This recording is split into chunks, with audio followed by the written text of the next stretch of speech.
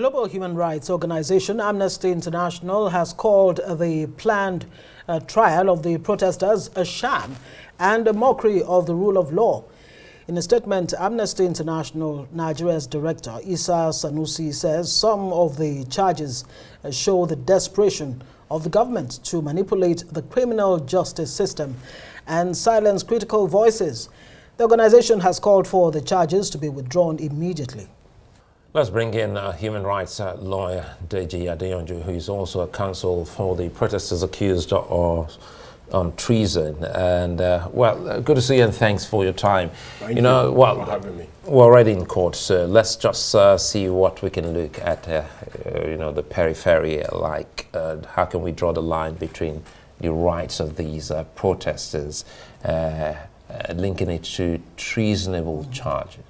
Yes, basically because I would avoid saying anything about the matter, which the court's already seized off, because I'm a counsel in that matter, and I wouldn't want to be quoted for anything that would be sub judice. And having said that, it's important to note that, ironically, something funny is going on in our nation. Ours is a nation where bandits are killing and abducting citizens all over the place, and nobody's filing any terrorism charge against them. It's an irony of some sort.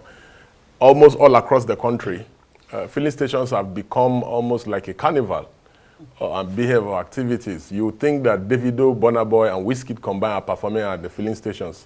And this has been going on for months now. Long queues, even outside, just at the junction there, Transcorp Hilton, there's massive traffic, filling stations. For me, I think that even the military were careful to arrest protesters and charge them for treasonable felony. But the Tinubu government is not wise enough, or I'll say they are recklessly shameless to have gone this route. But I'm not surprised. You know, the best critics make the worst leaders. Check all around Africa. Museveni was a former critic. Today he's a complete tyrant. You know, and look at the guy in Côte d'Ivoire, Ivory Coast. He opposed attempt by Laurent Gbagbo to do a third term. Now he has amended the constitution and is on a third term.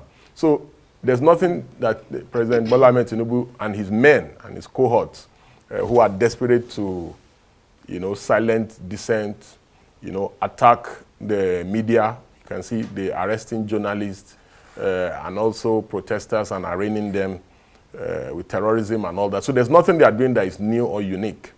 They are just trying to outdo their fellow tyrants all across the continent. So for us, we are surprised and shocked by the magnitude of the charge, but we are not dismayed in any way because we knew that a day like this was going to come from the body language of the government. Right. Do you think this has to do with the planned October 1 protests? Yes. Is this what the government is trying to signal to those who may have any plans to banish the thought? Yeah, of course. Even the first PRO said this was going to serve as some form of deterrence. They are scared of protest, but protest is inevitable. If fuel queues persist, if hunger persists, they are looking for sponsors of protests. They haven't found any sponsor of any protest. And that's why you see all this attempt at blaming people that cannot be blamed. Hunger is the reason why people are those who angry. give a date for protests. Yes. I mean, they are doing the government a lot of favor. What exactly do they have in mind? Yes, those who give a date, who provide venue. Have you seen anybody saying that they want to overthrow the government among the people that gave date, time, and venue? Those who give dates, if they want to do coup, would they tell the president, oh, we are going to coup you on October 1st? Oh, we are planning a coup. Oh, please come. Is that how people overthrow government? All over the world. But again, people don't overthrow government like that. But let's give the secret agents or agencies the benefit of the doubt. Yes. You're a lawyer, and you just might not be privy to the information that they have. And this information, they don't have it against bandits and terrorists. They only have it when there are protesters. Why are pro-government protesters not facing treasonable charges? Why is it that it's only protesters who are against the government that are the problem of this country? So the kidnappers that kidnapped and killed an emir, that does not deserve enough attention to warrant us going after them. Nobody's talking about, there's no anger on the part of government that a traditional ruler in this country was abducted and killed. You know, all the protesters were saying is that they want bad governance to come to an end. So the government has a problem with bad governance. Yes, I know why they are angry. They are angry because the protesters wanted to go after their source of livelihood, which is when the protesters said that the politicians need to cut the cost of governance. That's what got them angry. And that's why protesters are now facing treasonable felony. So, with all of this going on now, is this likely to deter those who may want to go out to protest or come October? That is the plan. That is the aim.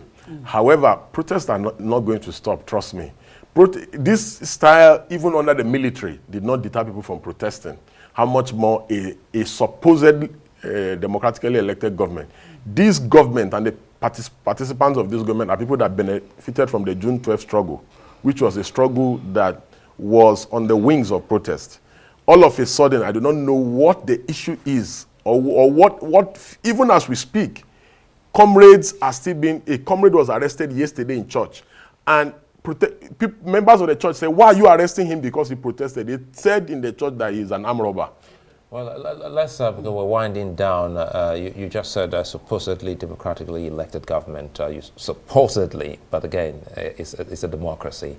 Are we acting like this is a democracy? It's a democracy, and we witnessed an election. Yes. But speaking about the rights of these people, before they were arraigned today, they've been in custody, and speak to us about that length of time keeping them in custody and the rights of these people.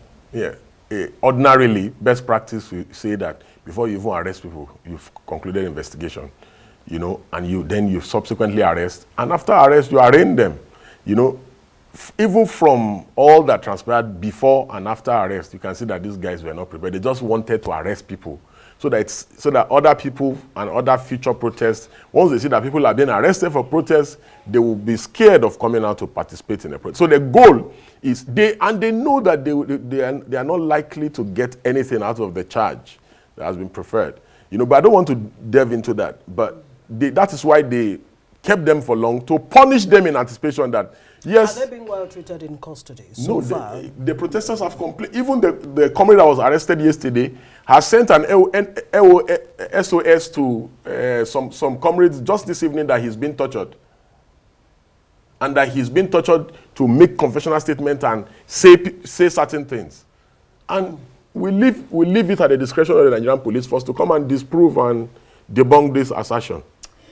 Right, Deji Adeyanju, rights lawyer, thank you very much for joining us. We do hope, well, things go well eventually.